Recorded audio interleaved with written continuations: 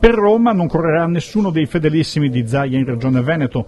Coerenza nel mandato da una parte, riduzione dei posti disponibili dall'altra. Sta di fatto che nel giorno in cui, dopo la consegna delle candidature discontenti, se ne sono sentiti anche nel centrodestra e il presidente veneto non vuole apertamente entrare nelle discussioni, non avendo partecipato alle scelte. Ma ve l'ho detto dal primo giorno che non mi sarei occupato delle liste, come è accaduto anche l'altra volta, anche perché alla luce del fatto che gli uscenti erano di gran lunga più numerosi dei candidabili, e dà già una dimensione, a mio avviso, del fatto che era sufficiente valutare il tema degli uscenti. Bisognerebbe votare come si vota in Regione Veneto sostanzialmente. Io condivido che questo sistema elettorale sia il migliore, si vota direttamente al Presidente della Regione, che potrebbe essere ad esempio il Presidente del Consiglio, e poi in Regione si votano i consiglieri che andranno a comporre il Consiglio regionale, che per noi potrebbero essere a livello nazionale i nuovi parlamentari.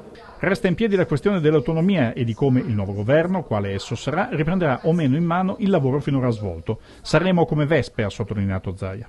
Le vespe fanno male, nel senso che non è un cadeau, non è un omaggio al Veneto, alla Lombardia o all'Emilia Romagna, ma una scelta di modernità di questo Paese, di responsabilità.